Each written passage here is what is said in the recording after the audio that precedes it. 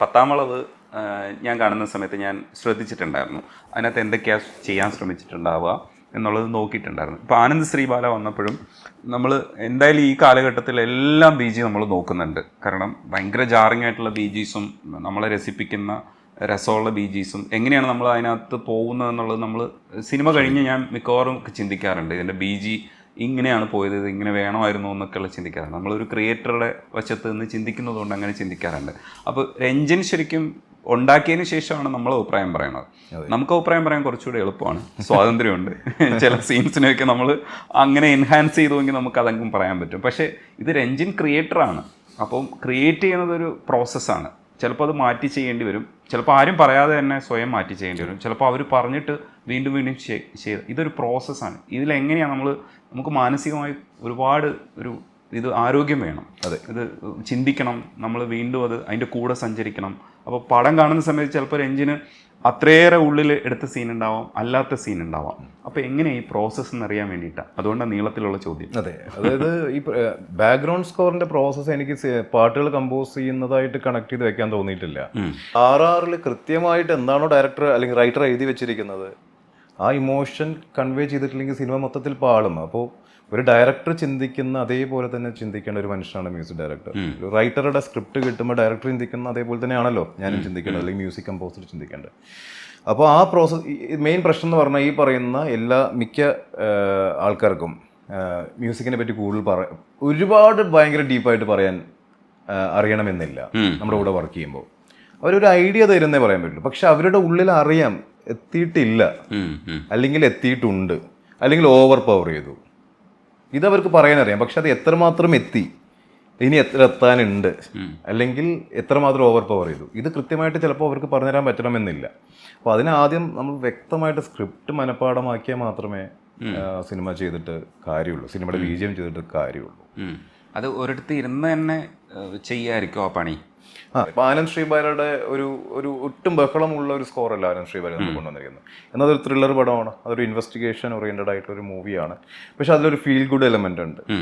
പക്ഷെ പത്താം വളവിന്റെ pattern is completely different. നമ്മൾ അതുകൊണ്ട് തന്നെ ബുഡാപെസ്റ്റിൽ ലൈവ് സ്ട്രിങ്സും കാര്യങ്ങളൊക്കെ എടുത്തിട്ടാണ് അതിന്റെ ബാക്ക്ഗ്രൗണ്ട് സ്കോർ കംപ്ലീറ്റ് ചെയ്തത്. ഹംഗറിയിൽ നിന്നാണ് ഹോൾ സ്ട്രിങ്സും പരിപാടിയൊക്കെ അറേഞ്ച് ചെയ്യുന്നത്. കാരണം ആ സിനിമയ്ക്ക് ഈ സൗണ്ട് എഫക്ട്സ് ആയിട്ട് വളരെയധികം കണക്ട് ചെയ്ത് വെക്കാനുള്ള സ്പേസ് ഉണ്ട്. കാരണം നടക്കുന്ന ടെറേൻ അങ്ങനത്തെ സ്ഥലമാണ്.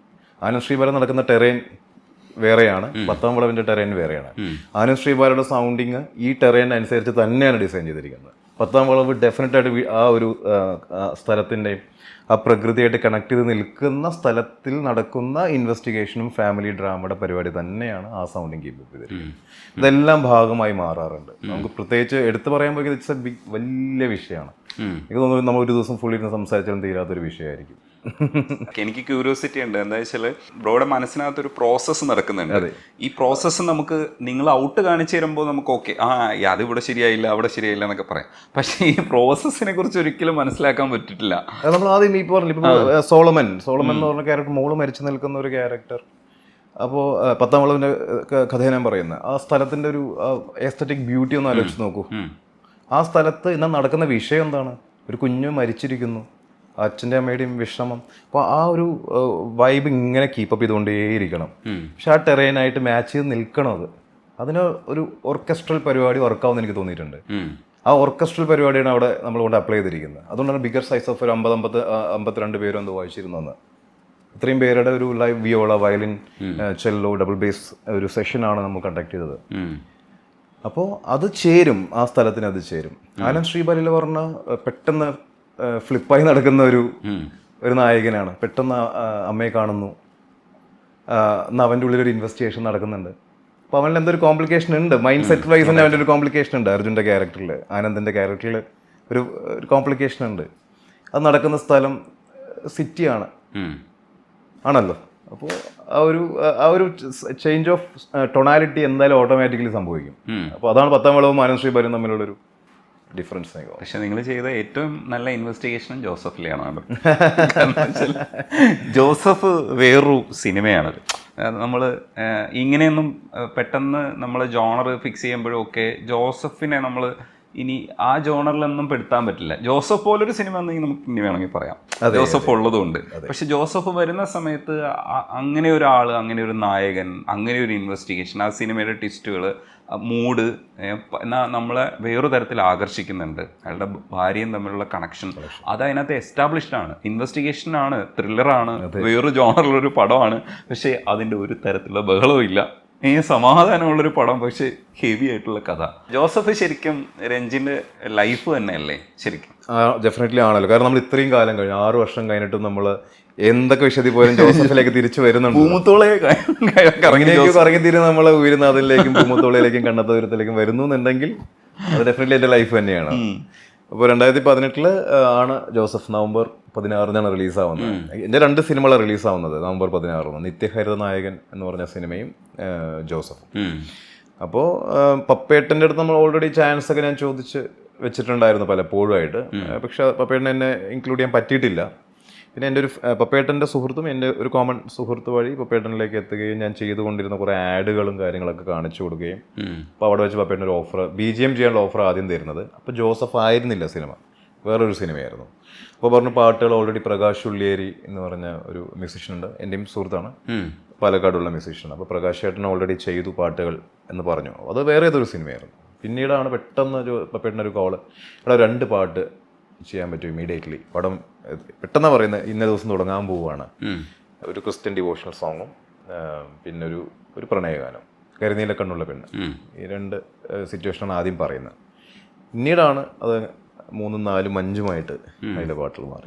സിനിമ ശ്രദ്ധിച്ചു കഴിഞ്ഞാൽ എല്ലാം ശ്രദ്ധിക്കും. അപ്പോൾ സിനിമ മോശമായ ഒന്നും നോക്കില്ല, പലതും ഒരു വഴി. അപ്പോഴും നമ്മൾ ഇതേ എഫേർട്ടൊക്കെ ഇടുന്നുണ്ട്. അതൊരു സങ്കടമാണല്ലേ. ഞാൻ എപ്പോഴും പാട്ട് പറഞ്ഞാണ് പാടിപ്പിച്ചത്. രഞ്ജിന് ഇഷ്ടമുള്ളൊരു പാട്ടും കൂടെ പാടും.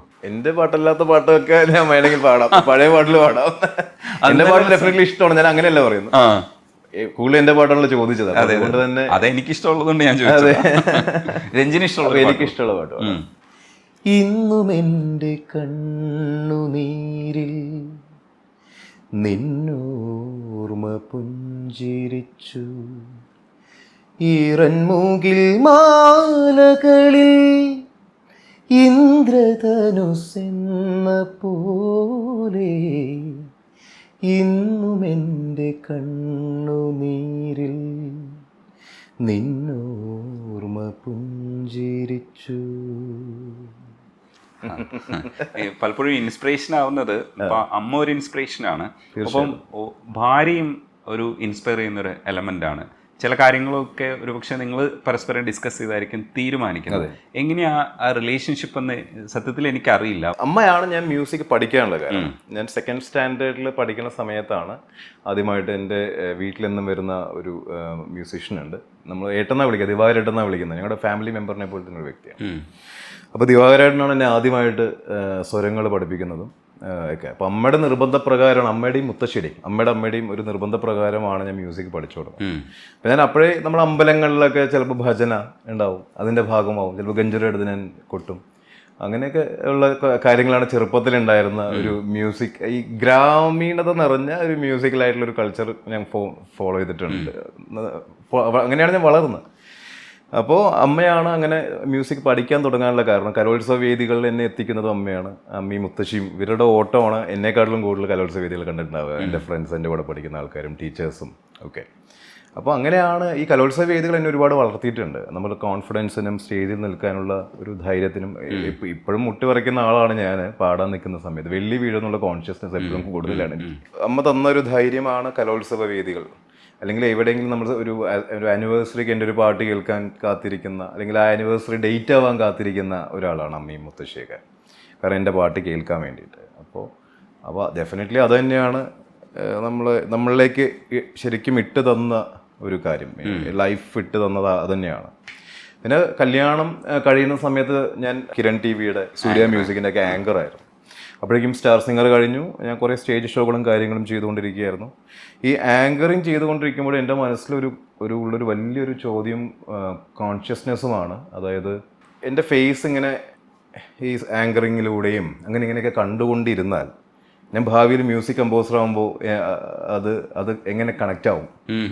ആൾക്കാർ വിചാരിക്കില്ലേ, ആൾക്കാർ കണക്ട് ചെയ്യാതിരുന്നാലോ ആ ഒരു ടെൻഷൻ എനിക്ക് ഭയങ്കരമായിട്ടുണ്ടായിരുന്നു. പക്ഷേ എൻ്റെ വരുമാനവും ലിവിങ്ങും ഒക്കെ അതാണ് താനും.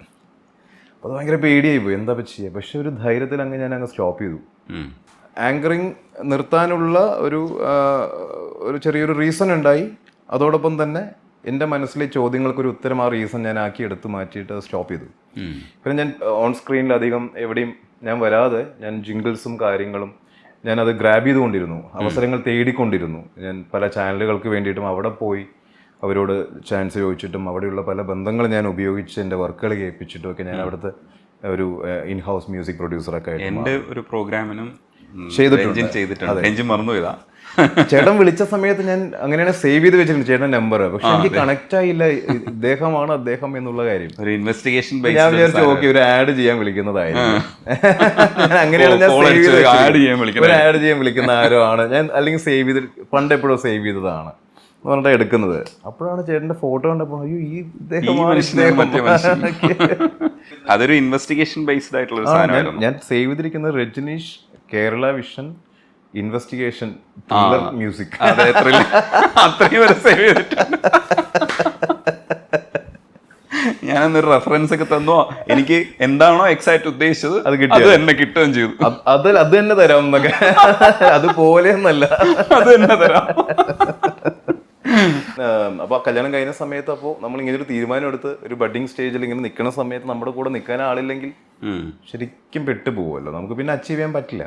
അപ്പോൾ എൻ്റെ വൈഫ് 100% അന്ന് തന്നെ എൻ്റെ കൂടെ നിന്നൊരു വ്യക്തിയാണ്. അതിൻ്റെ എനിക്ക് തോന്നുന്നു അന്ന് ആ ധൈര്യം കാണിച്ച് എൻ്റെ കൂടെ നിന്ന കൊണ്ടാണ് നമുക്ക് ഇന്ന് ഇത്രയും പടങ്ങൾ ചെയ്യാൻ പറ്റിയതും. ഇന്നും അതിനേക്കാട്ടിലും സ്ട്രോങ് ആയിട്ട് തന്നെ കൂടെ ഉണ്ട്.